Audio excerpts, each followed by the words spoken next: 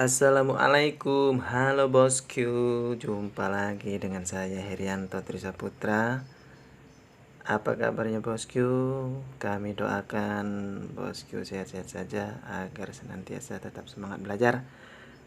Kita akan membahas soal-soal TKP yang jumlahnya ada 45 bosku.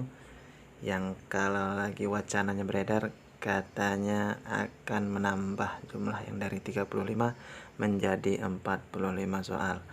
Untuk itu bosku harus ikutin terus channel ini karena video ini akan kita bagi menjadi beberapa sesi supaya bosku tetap semangat dan tidak bosan-bosannya.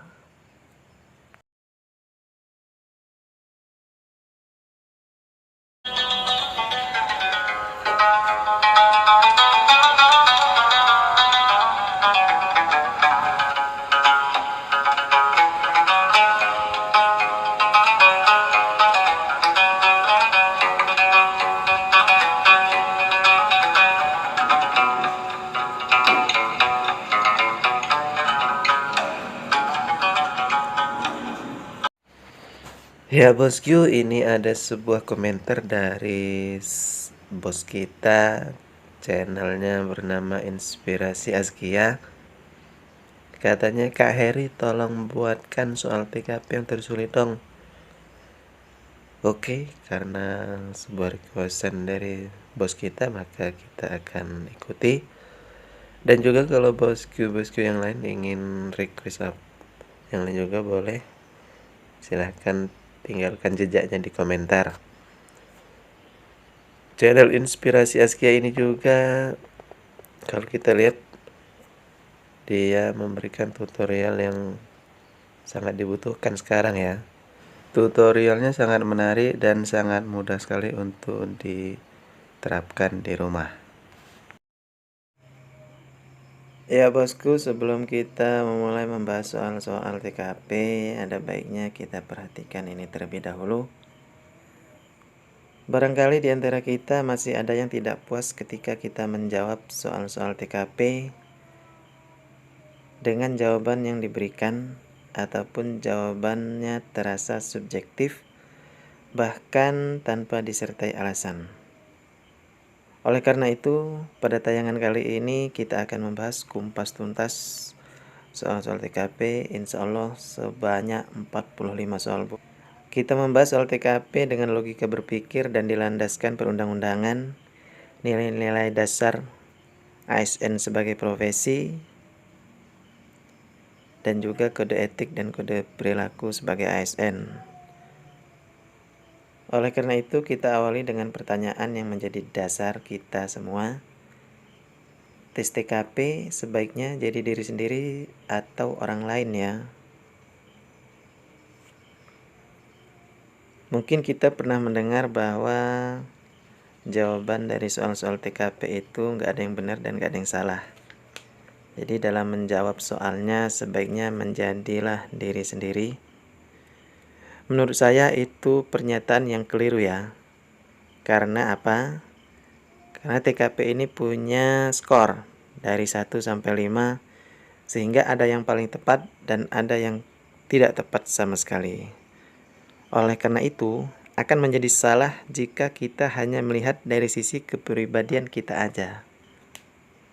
Jadi, bagaimana dong Kak? Apakah kita harus menjadi orang lain dalam mengerjakan soal-soal TKP? Nah, menurut saya jadi orang lain juga kurang tepat karena kita nggak tahu orang lainnya seperti apa yang kita tiru. Jadi, kembali lagi pada pertanyaan ini, jawabannya yang paling tepat kalau ditanya ketika mengerjakan soal-soal TKP, apakah jadi diri sendiri atau jadi orang lain?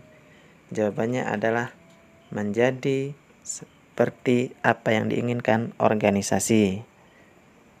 Dalam hal ini, apa yang diinginkan pemerintah, yang kesemuanya itu dituangkan dalam seperangkat aturan berupa kode etik dan kode perilaku, serta nilai-nilai dasar dan prinsip ASN sebagai profesi yang tercantum dalam Undang-Undang ASN Nomor 5 Tahun 2014. Ini ada sedikit rangkuman dari Undang-Undang ASN prinsip ASN sebagai profesi, diantaranya ada nilai dasar, kode etik dan kode perilaku, pelayanan publik, kompetensi, kualifikasi akademik, perlindungan hukum, dan profesionalitas jabatan. Jadi ini pertama kali yang bosku harus ketahui terlebih dahulu. Kenapa? Karena kita dalam mengerjakan soal-soal TKP harus memposisikan sebagai seorang ASN, dalam hal ini sebagai seorang PNS. Jadi bosku kalau mau menjadi PNS ya harus tahu dulu dong prinsipnya. Kita ambil contoh pada poin nilai dasar.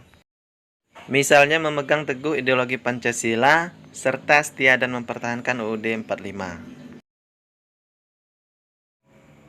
Nah, kalau bosku sudah mempelajari tentang TWK, diantaranya Pancasila, undang-undang, maka itu bisa menjadi modal untuk mengerjakan soal-soal TKP. Ya, untuk lebih lengkapnya kita bisa buka Undang-Undang ASN nomor 5 tahun 2014. Ya, ini adalah Undang-Undang nomor 5 tahun 2014 tentang aparatur sipil negara atau ASN. Selengkapnya bosku bisa baca sendiri.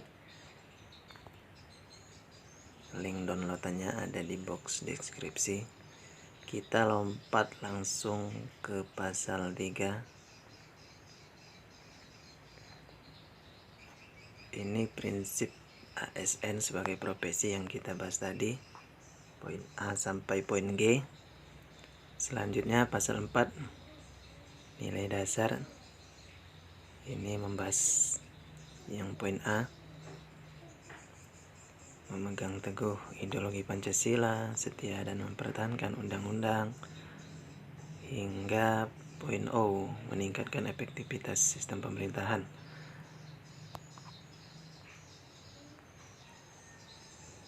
Nah, ini adalah nilai-nilai dasar untuk seorang ASN yang bisa bosku pahami agar bisa menjawab soal-soal TKP. Misalnya seperti poin J, memberikan layanan kepada publik secara jujur, tanggap, cepat, tepat, akurat, berdaya guna, berhasil guna, dan santun. Kemudian poin M, mengutamakan pencapaian hasil dan mendorong kinerja pegawai. Jadi kalau kita berbicara tentang hasil ada dua, output dan outcome. Output adalah keluaran dari yang kita kerjakan, sedangkan outcome adalah dampak dari output tersebut. Kemudian lagi ada pasal 5 yang membahas kode etik dan kode perilaku. Nah, poin A, kode etik dan kode perilakunya yaitu melaksanakan tugas dengan jujur, bertanggung jawab dan berintegritas tinggi. Hingga ke poin L. Nah, bosku, jadi untuk seorang ASN harus memahami kode etik dan kode perilaku agar bosku bisa menjadi apa yang diharapkan oleh pemerintah. Ya, setelah kita tahu prinsip ASN sebagai profesi, ya, kita juga harus tahu tugas, fungsi, dan peran ASN. Fungsi ASN itu ada 3, pelaksana kebijakan publik, pelayan publik, dan perekat dan pemersatu bangsa. Mungkin selama ini kita hanya tahu bahwa fungsi ASN itu hanya sebagai pelayan publik ya. Itu hanya sepertiga saja. Karena masih ada 2 yang lainnya. Misalnya pelaksana kebijakan publik artinya kita sebagai pelaksana perundang-undangan. Kemudian fungsi yang ketiga, perekat dan pemersatu bangsa. Maksudnya bahwa kita seorang ASN itu harus netral, tidak boleh ikut aktif di dalam parpol. Terkadang muncul dilema pada suatu soal, apakah kita harus mengutamakan pelayanan publik atau mengaturkan peraturan undang-undang yang berlaku. Karena dari sisi fungsi kita sebagai ASN ini sama-sama seimbang ya. Jadi untuk teman-teman, bosku menjawabnya harus memperhatikan sisi yang paling urgensinya. Nah, contoh yang lainnya yang bisa kita kaitkan dengan fungsi ASN yaitu Perekat dan Pemersatu Bangsa. Misalnya ada soal kita itu ditempatkan di suatu tempat yang pelosok, perbatasan atau terpencil, atau wilayah yang jauh atau wilayah yang sama sekali belum pernah kita ikuti. Selain itu juga peran ASN yaitu sebagai perencana, pelaksana dan pengawas penyelenggaraan tugas umum pemerintahan dan pembangunan nasional melalui pelaksanaan kebijakan dan pelayanan publik yang profesional, bebas dari intervensi politik, serta bersih dari praktik KKN. Ini bisa menjadi pegangan bosku ketika mengerjakan soal-soal TKP nanti. Selanjutnya, ini ada nilai-nilai dasar aneka. Kata aneka ini kita ambil dari awalan kelima ini ya. Akuntabilitas, nasionalisme, etika publik, komitmen mutu, dan anti korupsi. Jadi untuk gampang mengingatnya, kita sebut nilai-nilai dasar aneka, yaitu mewujudkan fungsi ASN sebagai pelaksana kebijakan publik serta perekat dan pemersatu bangsa, maka diperlukan ASN yang profesional, kompeten, dan berintegritas yang berkarakter aneka. Nah, bosku bisa mempelajarinya lebih lanjut sendiri ya. Nah, di sini kita akan coba membahas bagian nasionalisme.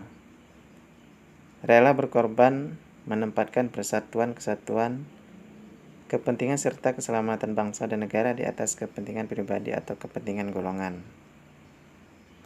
Jadi intinya lebih penting kepentingan negara di atas kepentingan pribadi ataupun kepentingan golongan. Bagaimana bosku? Paham ya?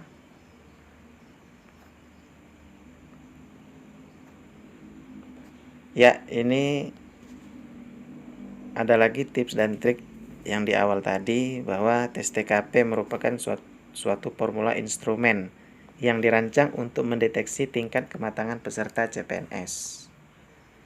Kemudian, semua alternatif jawaban ada yang paling tepat dan juga ada yang tidak tepat, yang memiliki nilai dari rentang 1 sampai 5. Agar mampu menguasai tes skala kematangan, maka diperlukan kemampuan atau pengetahuan untuk dapat menganalisa skala atau nilai atau poin untuk setiap opsi jawaban dari berbagai sudut pandang dan memposisikan terlebih dahulu kita sebagai ASN atau sebagai PNS.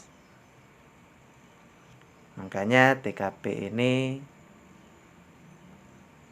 terbilang unik karena kita harus menganalisa setiap opsinya dari berbagai sudut untuk mendapatkan jawaban yang paling tepat sesuai yang diinginkan oleh pemerintah.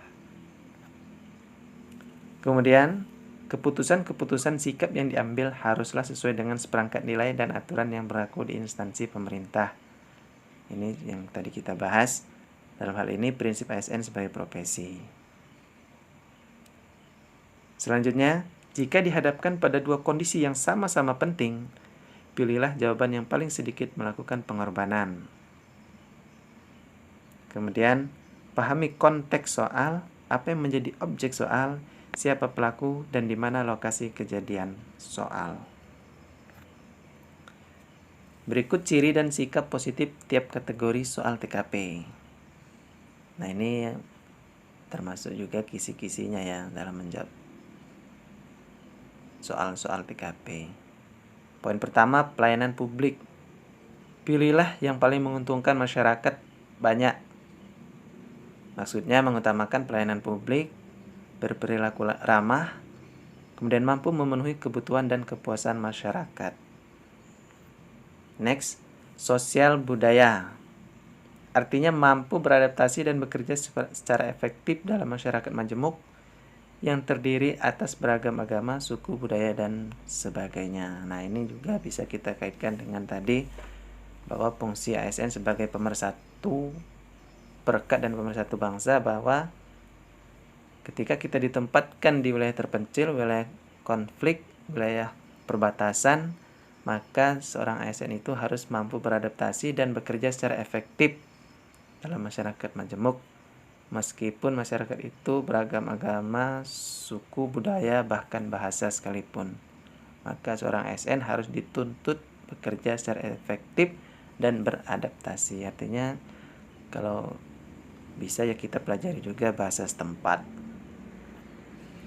Kemudian poin profesionalisme. Artinya ASN mampu melaksanakan tugas dan fungsi sesuai dengan tuntutan jabatan. Bila ada gangguan terhadap pekerjaan atau ada pilihan pekerjaan yang lain, maka yang pertama, tetap fokus pada pekerjaan apapun gangguannya. Kemudian sikap profesional terhadap pekerjaan. Kemudian poin ketiganya, mengenyampingkan kepentingan pribadi dan golongan. Next, jejaring kerja. Artinya ASN mampu membangun dan membina hubungan, bekerja sama, berbagi informasi, dan berkolaborasi dengan orang lain secara efektif. Dalam hal ini termasuk juga rekan kerja ya. Ada jalinan kemitraan dan kerjasama. Poin pertama ada unsur kinerja, poin kedua tindakan koreksi, poin ketiga pilih yang terbuka ke semua orang. Kemudian poin selanjutnya yaitu poin teknologi informasi dan komunikasi. Artinya ASN mampu memanfaatkan teknologi informasi secara efektif untuk meningkatkan kinerja. Pengetahuan IT di tempat kerja. Poin pertama, tetap profesional terkait pekerjaan menggunakan perangkat IT. Poin kedua, mengutamakan pelaporan jika terdapat trouble atau gangguan IT.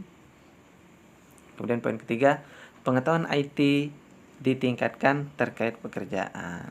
Jadi tidak ada alasan untuk mengatakan wah saya gaptek tidak bisa, laptop tidak bisa ini. Baik, kita masuk pada soal pertama. Ketika rapat penting, yaitu rapat paripurna DPR RI yang dihadiri oleh para petinggi negeri ini, saat itu Anda menjadi pemimpin rapat. Jika rapat itu gagal, maka negara akan mengalami kerugian besar karena menyangkut kerjasama dengan negara dengan negara-negara lain. Dan Anda saat itu mendapatkan kabar dari asisten pribadi bahwa istri atau suami Anda mengalami kecelakaan dan kondisinya koma. Sikap Anda adalah A.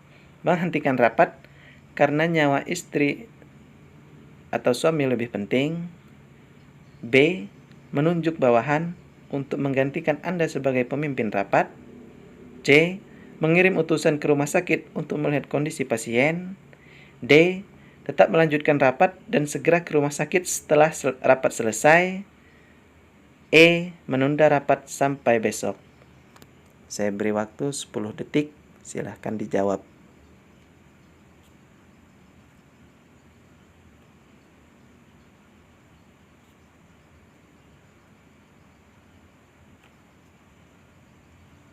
Ya bosku, jadi kalau kita menganalisis soal ini bahwa ada beberapa masalah ya. Yang pertama, kita menjadi pemimpin rapat. Jika rapat itu gagal, maka negara akan mengalami kerugian besar. Artinya ini menyangkut kepentingan negara dan bangsa, menyangkut kepentingan masyarakat, menyangkut kepentingan orang banyak. Di sisi lain, ada masalah yang kedua yaitu istri atau suami mengalami kecelakaan dan kondisinya koma. Ini artinya kepentingan pribadi. Jadi pada opsi bisa kita eliminasi bahwa yang seharusnya kita dahulukan adalah kepentingan negara atau kepentingan orang banyak. Menghentikan rapat sudah pasti kita bisa eliminasi ya. Karena kan pada soal jika rapat itu gagal maka negara akan mengalami kerugian besar. Nah, sudah pasti bisa kita eliminasi. Yang B, menunjuk bawahan, ini tidak bisa ya bosku. Karena kita yang ditunjuk menjadi pemimpin rapat maka kita harus bertanggung jawab, tidak boleh digantikan bawahan. C, kita simpan dulu. D atau E, bahkan E lebih parah, menunda rapat sampai besok. Ini gawat sekali ya bosku. Jadi A, B, dan E sudah pasti nilai atau poinnya rendah.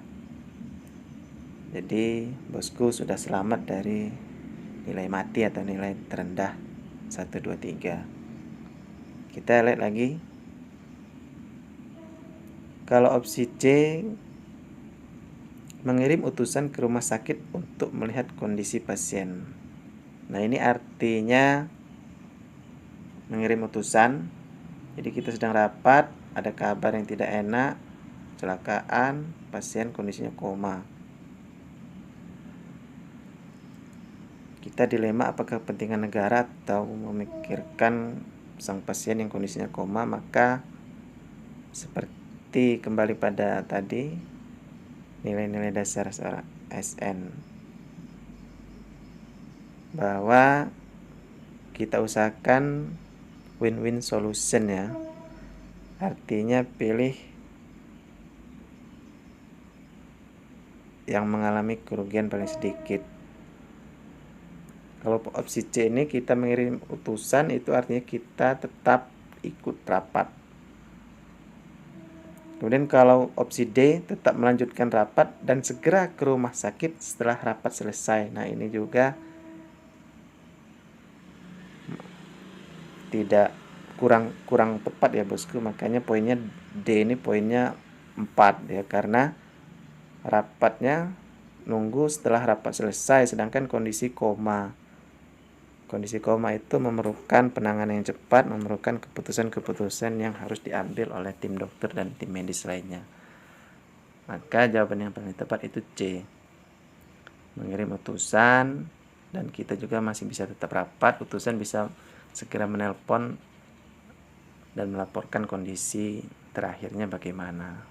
Jadi win-win solutionnya ketemu, kepentingan negara beres, kondisi pasien juga bisa terselamatkan.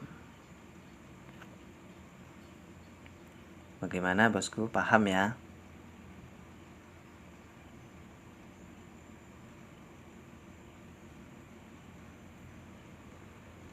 Next. Soal 2. Saya diperintahkan oleh pimpinan untuk melanjutkan studi di provinsi lain atas biaya kantor. Saat ini saya baru dikaruniai bayi kembar yang masih membutuhkan perhatian saya. Keputusan saya adalah A, menolak dengan sopan perintah tersebut. B, menerima perintah tersebut dengan permohonan agar keluarga dapat ikut. C, menolak perintah tersebut tetapi mohon kebijakan pimpinan jika ada kesempatan lagi saya diikutkan. D, menerima tawaran tersebut dengan berat hati meninggalkan keluarga. E, menerima perintah tersebut dengan konsekuensi mengikutkan keluarga saya. Silahkan.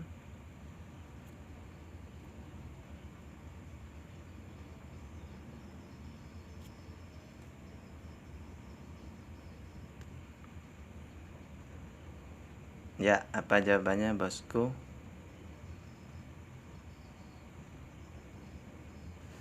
Ini sama seperti konsepnya, sama bentukan soalnya sama seperti soal pertama tadi. Jadi ada 2 kepentingan.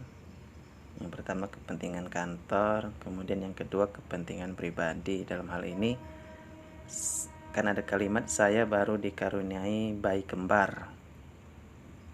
Bayi kembar yang masih membutuhkan perhatian saya, masih membutuhkan kasih sayang kita.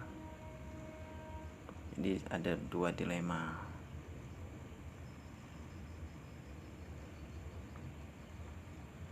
Ya, benar. Jadi poin tertingginya jawabannya adalah E. Kalau opsi A itu menolak, sama seperti tadi kan, menolak nilai negatif. Kita sebagai bawahan tidak bisa serta-merta menolak dengan atas perintah dari pimpinan ya bosku. Makanya nilainya negatif.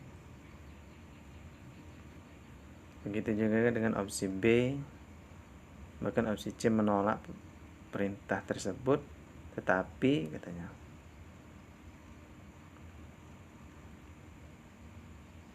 dan opsi D juga poin 4, karena dia menerima tawaran tersebut dengan berat hati. Nah, ini artinya kita mendahulukan kepentingan kantor, tapi di sini posisinya kita baru dikaruniai bayi kembar. Dengan berat hati meninggalkan keluarga itu artinya ya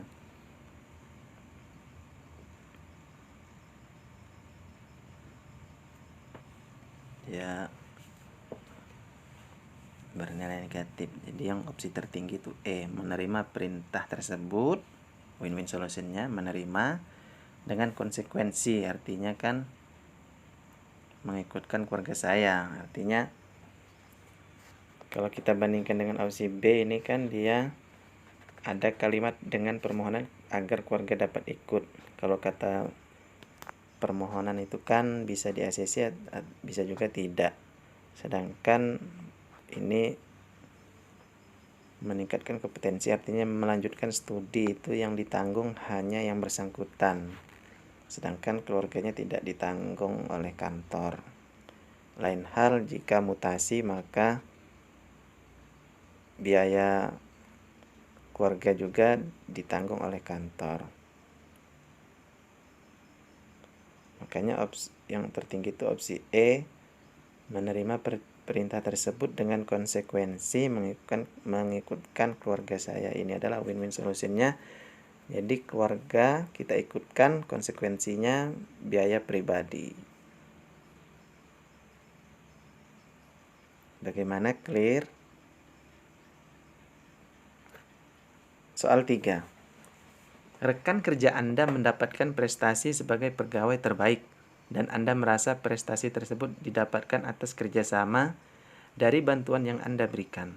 Sikap yang Anda lakukan adalah A. Melakukan protes dan mengungkapkan yang sebenarnya bahwa prestasi tersebut tidak murni hasil karya rekan Anda. B. Merasa bangga karena prestasi yang rekan Anda dapatkan merupakan hasil kerjasama yang baik dengan Anda. C. Berusaha meraih prestasi dengan fokus pada pekerjaan Anda dan mengurangi kerjasama dengan rekan Anda. D. Berpikir positif. Mungkin ada sisi positif lain yang tidak Anda miliki tetapi dimiliki oleh rekan kerja Anda. E. Merasa hanya karena ada peran Anda dalam prestasi rekan Anda dan terus meningkatkan hubungan kerjasama serta meneladani hal positif yang rekan kerja Anda lakukan. Silahkan.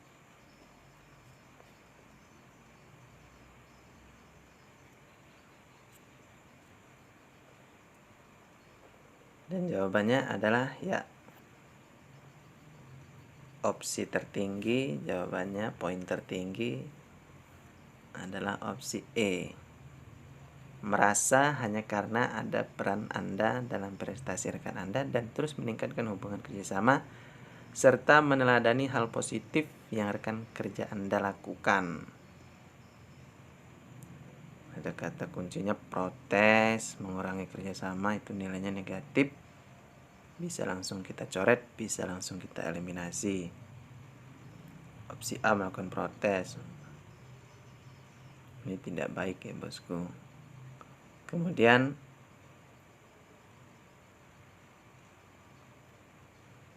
ada mengurangi kerjasama, sedangkan prinsip ASN itu harus mampu bekerja sama dengan rekan kerja untuk meningkatkan kinerja atau kepentingan perusahaan ataupun kepentingan orang banyak, dalam hal ini atau kepentingan negara. Jadi opsi yang paling tepat adalah E.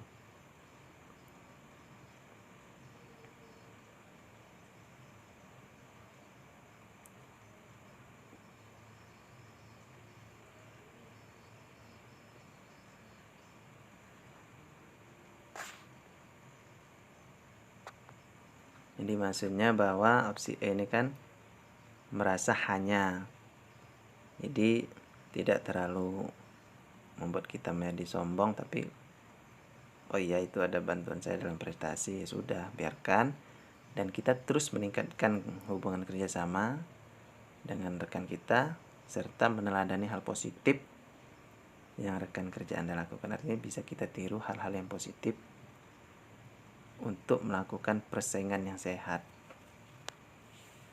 Kalau yang opsi yang lainnya itu kan membuat persaingan menjadi tidak sehat dan bahkan mempengaruhi kinerja perusahaan atau kantor ataupun kinerja dari atau kepentingan dari negara. Bagaimana, clear?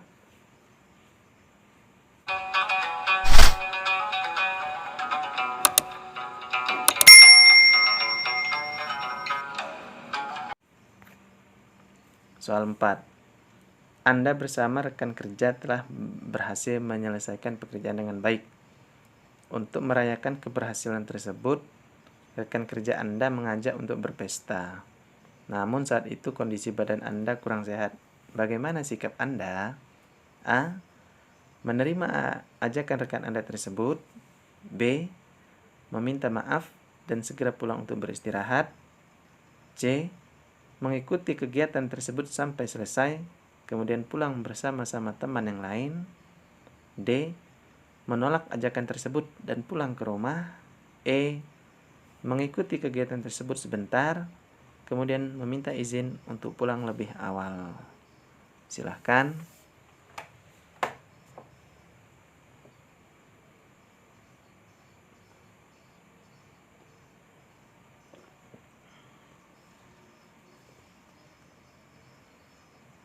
Dan jawabannya adalah E.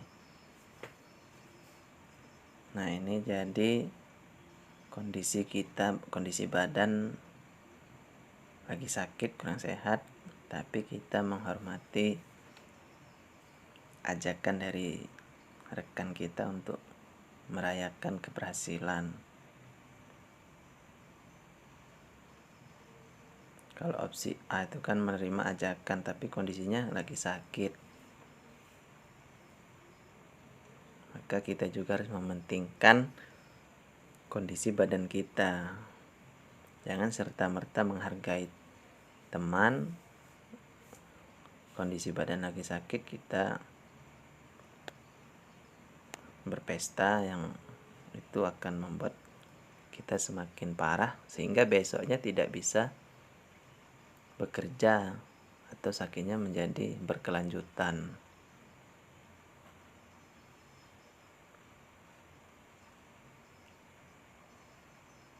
Kemudian kalau opsi B, meminta maaf dan segera untuk pulang beristirahat, ini juga masih kurang tepat karena itu rekan kerja kita, kawan akrab, dia nggak mengajak, tidak mungkin kita menolaknya ya, serta-merta menolak.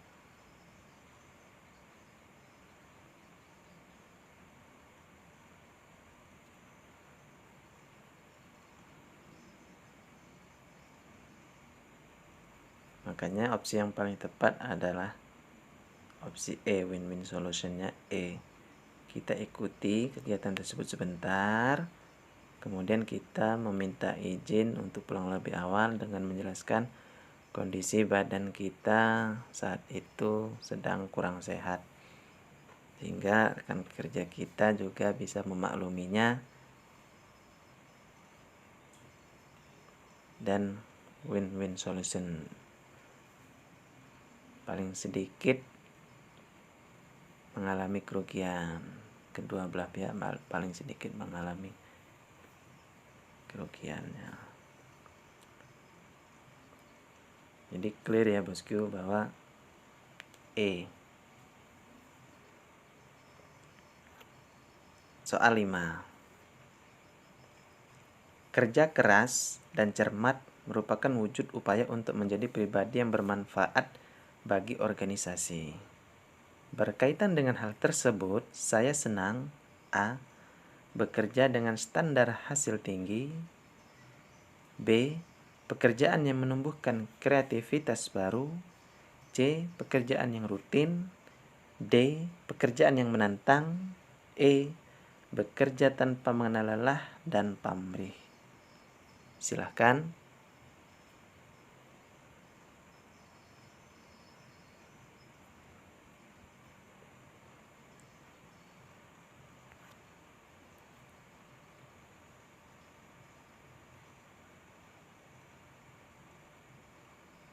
Jadi opsi skor tertingginya adalah A.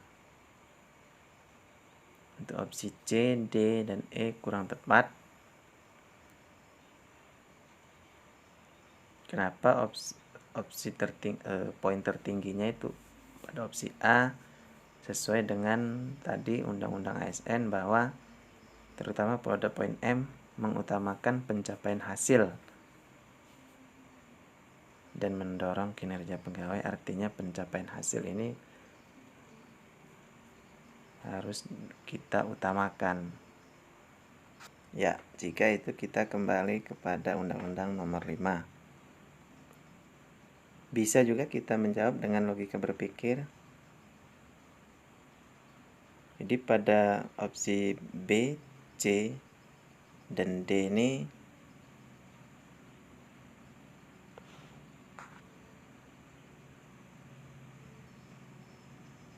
jadi kalau pekerjaannya tidak menumbuhkan kreativitas baru, pekerjaan yang rutin atau pekerjaan yang menantang, maka kita tidak memikirkan standar hasil yang tinggi, maka ini juga tidak benar ya bosku.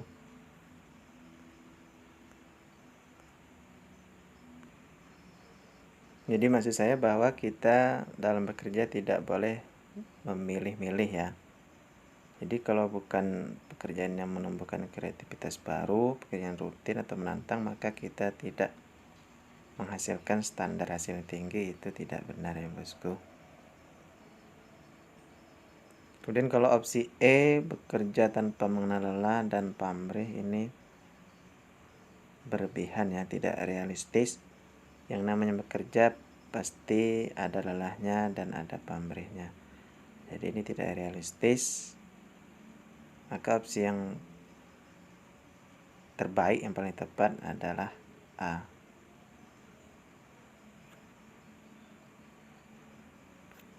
Ya bosku, ini adalah penampakan dari kertas buram atau kertas oret-oretan. Jadi bagi bosku yang belum pernah melaksanakan tes CPNS sama sekali, biasanya nantinya akan diberikan selembar kertas buram, karena ujian CAT-nya kan menggunakan komputer, jadi otomatis harus membutuhkan oret-oretan. Disiapkan alat tulisnya dari pihak panitia. Nah, ini contoh kertas buram saya waktu ujian SKB ya, seleksi kompetensi bidang, karena waktu ujian SKD-nya entah di mana dibuang, mungkin udah hancur. Nah, kalau yang SKB ini kan karena pada era pandemi, jadi oleh panitia harus disuruhnya musnahkan oleh masing-masing peserta untuk menghindari penularan COVID-19. Ada sebuah tips dan trik dari saya, mungkin ini trik sederhana tapi saya rasa mungkin bisa juga diterapkan oleh bosku, karena pada ujian CAT itu harus manajemen waktunya harus baik ya. Jadi seperti yang tertera di gambar ini, bahwa ini nomor-nomor ini adalah nomor ujian yang saya rasa sulit ya. Jadi seperti nomor 1, ada nomor langsung lompat nomor 10, ini yang nomor 1 saya tidak bisa, jadi langsung saya lompat, tapi saya tulis. Kenapa saya tulis? Karena nanti biar saya gampang. Kembali lagi kepada nomor-nomor yang saya lompati tersebut. Jadi misalnya bosku soal nomor 1 bisa dijawab, maka terus ke nomor 2. Nomor 2 tidak bisa dijawab, maka bosku bisa tulis bosku lompat. Karena kalau kita hitung dari 100 soal yang disiapkan waktunya itu 90 menit, jadi estimasi satu soal itu 54 detik. Bayangkan bila soalnya panjang-panjang, per soal itu harus diselesaikan 54 detik. Jadi sekali lagi saya ingatkan, bosku harus pintar atur strategi. Meskipun bosku menghadapi soal-soal TKP, jika itu dirasa sulit, membingungkan, memakan waktu banyak, maka sebaiknya ditinggalkan saja. Bisa jadi soal di depan itu lebih mudah. Soal 6. Saya menggunakan kendaraan dinas tanpa sepengetahuan kepala kendaraan pada hari libur. Secara tidak sengaja saya menabrakkan kendaraan tersebut. Tindakan saya adalah A.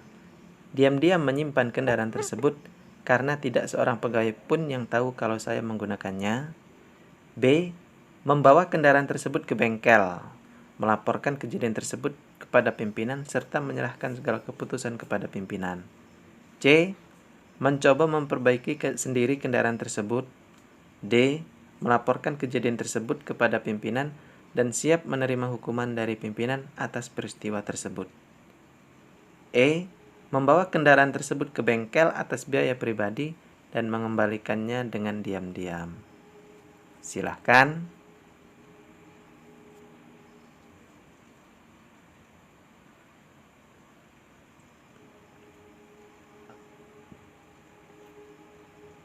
Ya, kalau kita menganalisis, kita telaah lagi berdasarkan undang-undang nomor 5 Undang-Undang ASN, bahwa pada poin G-nya itu, bila kita seorang ASN, seorang PNS menggunakan kekayaan dan barang milik negara, maka kita harus bertanggung jawab, efektif dan efisien.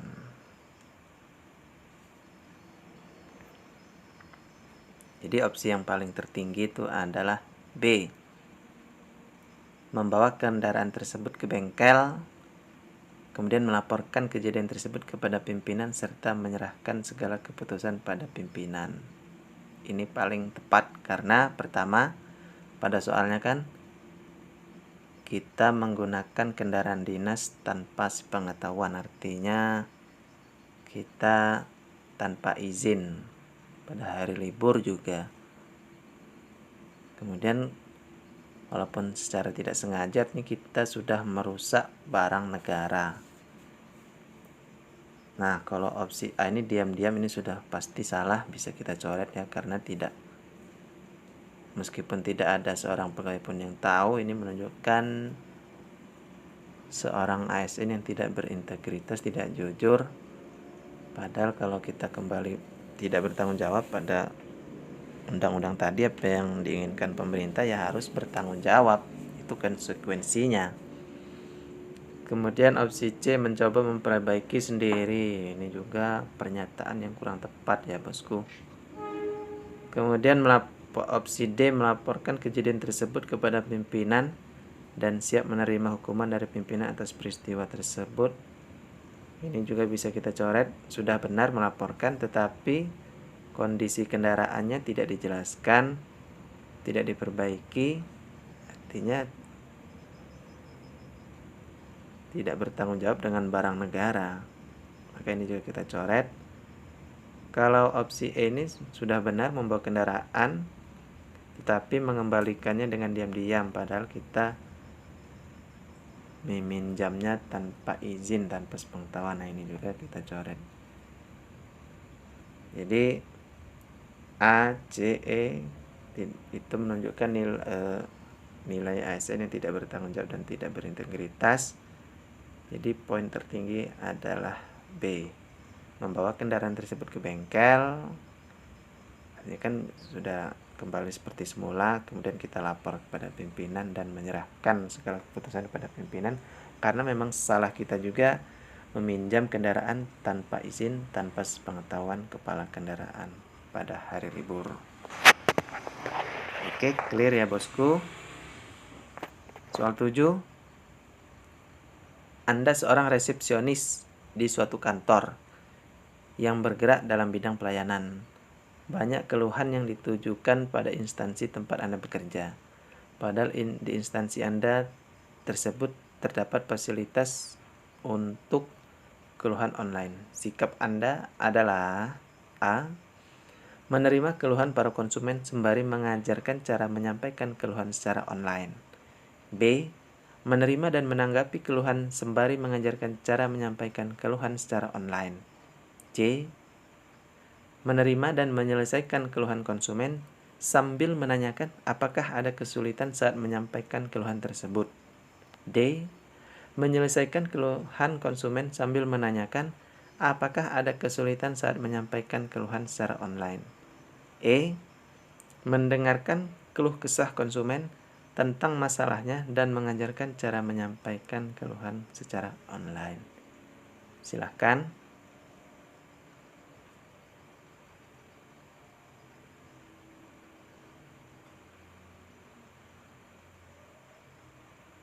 Ya, artinya di sini bosku harus bersikap profesional. Artinya bekerja sesuai dengan tugas dan wewenang pada pekerjaan tersebut. Ini juga tercantum pada Undang-Undang ASN, bisa bosku lihat sendiri, bisa dipelajari lagi. Poinnya resepsionis. Ya, jadi yang menjadi titik permasalahannya di sini adalah Anda seorang resepsionis. Jadi bosku harus tahu dulu apa itu tugas dan peran seorang resepsionis. Resepsionis adalah karyawan yang memiliki tugas untuk menyapa, melayani, memberikan informasi kepada pengunjung, klien atau stakeholder suatu perusahaan.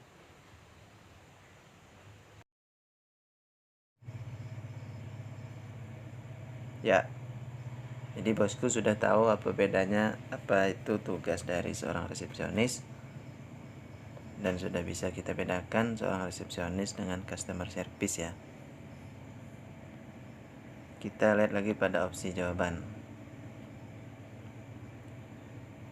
Menerima keluhan para konsumen sembari mengajarkan cara menyampaikan keluhan secara online. Kita keep dulu. Kemudian yang B, menerima dan menanggapi keluhan sembari mengajarkan cara menyampaikan keluhan secara online. Kita keep juga. Kemudian opsi C, ini bisa langsung kita coret karena ada kalimat katanya menyelesaikan keluhan konsumen. Padahal kita tahu peran dari resepsionis itu bukan menyelesaikan masalah ya, bukan menyelesaikan keluhan konsumen, tapi mengarahkan atau mengajarkan. Kemudian opsi D juga kita coret, ada kata menyelesaikan. Opsi E, mendengarkan keluh kesah konsumen tentang masalahnya dan mengajarkan cara menyampaikan keluhan. Oke, kita keep dulu. Jadi sudah 2, kita coret opsi C dan D. Jadi bosku sudah selamat dari poin mati. Kita lihat lagi bahasanya. Opsi A, menerima keluhan. Nah, ini sudah diwakili oleh opsi B ya. Jadi bisa kita coret. Jadi tinggal opsi B dan E.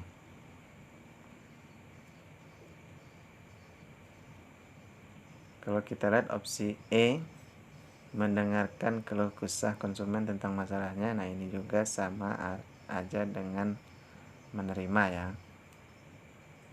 Tetapi kekurangannya ya tidak menanggapi keluhan konsumen seperti pada opsi B. Jadi kan seorang resepsionis kan biasanya, baik Pak, baik Bu, sudah kita catat, sudah kita rekam keluhan Bapak pada nomor sekian-sekian, maka bla bla bla, artinya sudah lebih lengkap ya opsi B ini, karena opsi E ini tidak ada kata-kata menanggapi keluhan ya, hanya mendengarkan dan mengajarkan. Padahal seorang resepsionis itu selain menerima dan menanggapi keluhan juga, atau mengarahkan, mengajarkan juga harus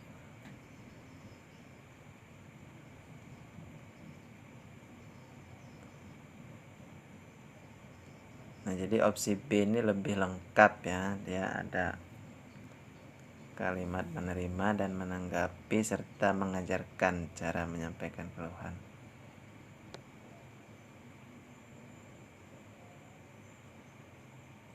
Bagaimana bosku, sudah clear ya? Jadi opsi yang paling tepat, yang paling tinggi poinnya adalah B.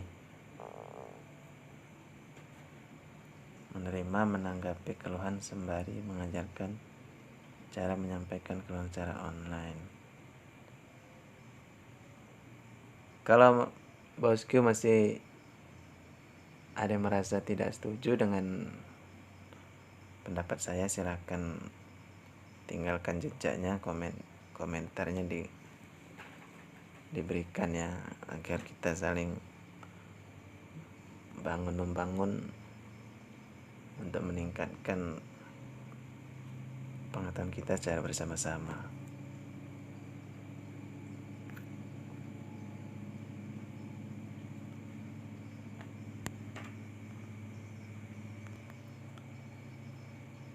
Soal 8. Pimpinan tinggi instansi Anda menginstruksikan bahwa rapat monitoring dan evaluasi yang dilakukan oleh kantor pusat akan menggunakan video conference selama pandemi COVID-19.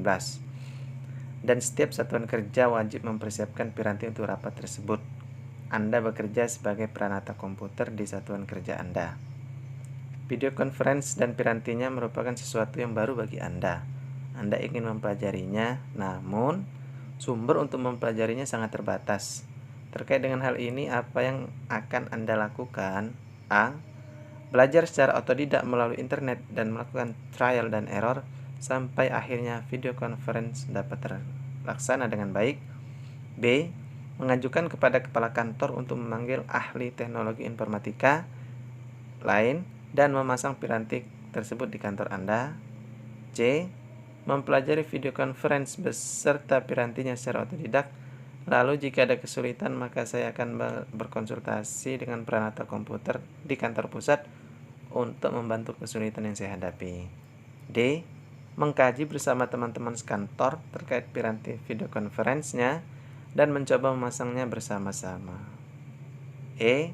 Tidak menggunakan piranti tersebut dan meminta izin kepada atasan untuk mengajukan keberatan kepada pimpinan pusat karena unit Anda berada di lokasi terpencil sehingga sinyal untuk melakukan video conference pun tidak akan terlalu lancar. Silahkan.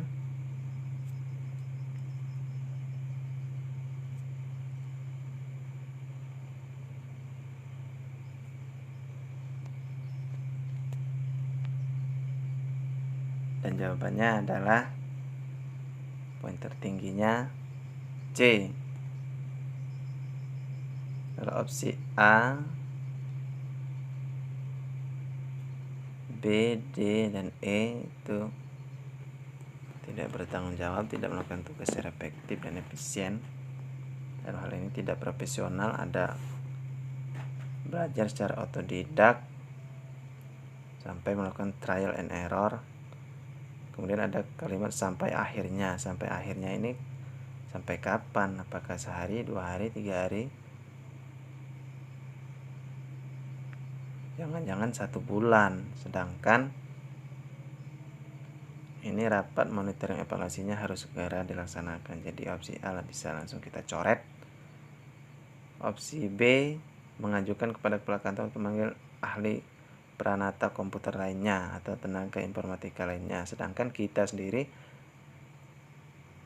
sebagai peranata komputer di kantor tersebut, mengapa kita malah meminta memanggil tenaga lain? Ini menunjukkan tidak profesionalisme, tidak bertanggung jawab terhadap tugas dan fungsi kita pada unit tersebut. Ini juga kita coret. D ini mengkaji bersama-sama dan mencoba memasangnya bersama-sama. Ini artinya teknologi informatikanya menjadi barang percobaan. Toh kalau kebetulan benar masangnya, kalau salah malah rusak. Yang ada rapat tidak akan terlaksana dan membuat kacau seluruhnya. Kalau E ini tidak menggunakan piranti tersebut dan meminta izin, nah ini sudah pasti, padahal pada soal kan pimpinan tinggi menginstruksikan, artinya memerintahkan, perintah. Ini lebih tinggi ya derajatnya daripada menawari atau meminta. Walaupun lokasi kita terpencil, pelosok, tidak bisa menjadi alasan, karena ini terkait dengan hasil kinerja atau proses kinerja sesuai apa yang diinginkan pemerintah. Jadi yang paling tepat adalah mempelajari video conference beserta pirantinya secara otodidak terlebih dahulu, karena kita memang peralatan komputer. Setelah kita mendapat kesulitan, baru kita konsultasi kepada ahli IT, ahli TI yang di kantor pusat yang lebih pengalaman untuk membantu kesulitan kita, sehingga kita bisa meminimalisir waktu, win-win solusinya ketemu. Maka rapat monefnya, monitoring evaluasinya, bisa segera terlaksana dengan baik.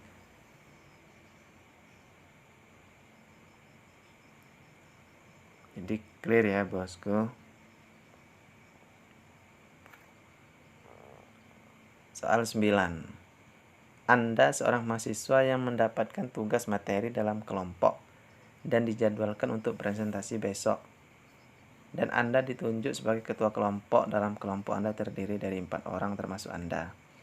Ketika dalam proses penyusunan materi, Anda sudah mengetahui kemampuan akademis rekan-rekan satu tim Anda, sehingga Anda tahu mana orang yang mampu membantu menyusun materi dengan baik dan mana yang tidak baik. Bahkan Anda mengetahui mana anggota yang pasif dan mana anggota yang aktif. Bagaimana sikap Anda? A. Menyelesaikan tugas tim sendirian karena Anda adalah ketua timnya. B. Membagi tugas penyusunan materi hanya kepada yang pandai saja, dan yang tidak pandai diberi tugas lain seperti menjilid makalah, print materi. C. Membagi tugas penyusunan materi sesuai dengan kemampuan akademis masing-masing anggota. D. Membagi tugas penyusunan materi sama rata ke seluruh anggota tanpa memandang kemampuan mereka sama sekali. E. Membagi tugas penyusunan materi hanya kepada anggota yang pandai saja dan mengabaikan anggota lainnya. Silakan.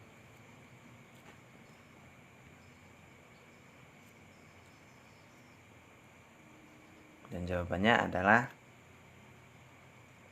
yang paling tepat adalah opsi C. Membagi tugas penyusunan materi sesuai dengan kemampuan akademis masing-masing anggota. Pada opsi A, B, D, dan E poinnya rendah. Apalagi jangan serta-merta kita ditunjuk menjadi ketua tim. Pada opsi A ini kita kerjakan sendiri, padahal ini tugas tim. Meskipun kita ketuanya, yang namanya tugas tim, tugas kelompok kita harus kerjakan secara bersama-sama sesuai dengan prinsip ASN, mampu bekerja sama dengan rekan kerja yang lainnya. Kemudian opsi B juga ini tidak dibenarkan ya bosku. Meskipun sudah masuk waktu deadline-nya besok, yang tidak pandai diberi tugas lain, ini juga tidak dibenarkan. Opsi D juga ini ada kalimat membagi tugasnya sama rata, padahal Anda sudah tahu kemampuan masing-masing anggota. Ini juga akan menghambat hasil kinerja. Padahal seorang, kalau kita kembali pada nilai-nilai dasar tadi, bahwa yang harus diutamakan adalah dengan standar tinggi menghasilkan kinerja, hasil pencapaian kinerja kita itu standar yang tinggi. Kalau kita membagi tugas sama rata, yang ada memang sudah deadline besok, bukannya selesai besok, bahkan bisa terulur-ulur waktunya. Kemudian juga kalau opsi E ini ada kalimat mengabaikan, ini juga bernilai negatif ya, tidak dibenarkan. Jadi win-win solutionnya yang paling tepat adalah membagi tugas penyusunan materi sesuai dengan kemampuan akademis masing-masing. Misalnya rekan A dia mampunya pada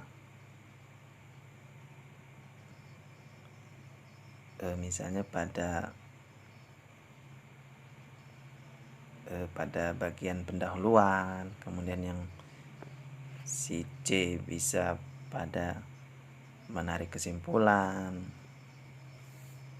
Jadi tugas deadline besok beres, semua dilibatkan. Ya bosku, clear ya. Next, soal 10. Anda merupakan seorang manajer pada perusahaan terkemuka di Indonesia. Sudah beberapa bulan ini ada salah satu karyawan yang tidak dapat bekerja dengan baik, bahkan cenderung menghambat aktivitas di perusahaan. Banyak pekerjaan yang tertunda karena harus menunggu dia menyelesaikan pekerjaannya. Terkadang setelah ditunggu pun hasilnya sangat buruk. Padahal Anda sudah memastikan bahwa beban kerja karyawan tersebut sudah sesuai dengan peraturan dan prosedur perusahaan. Perusahaan pun telah memberikan kesempatan beberapa kali untuk perbaikan dan memberi pelatihan. Namun setelah diamati tidak ada perubahan sama sekali. Apa keputusan yang Anda ambil? A.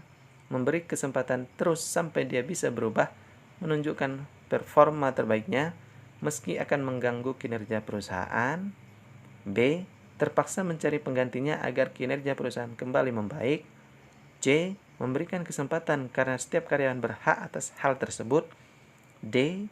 Memberhentikannya dan memastikan semua keputusan saya terdokumentasi. E. Memberhentikan karyawan yang bermasalah tersebut karena tidak bekerja dengan baik. Silakan.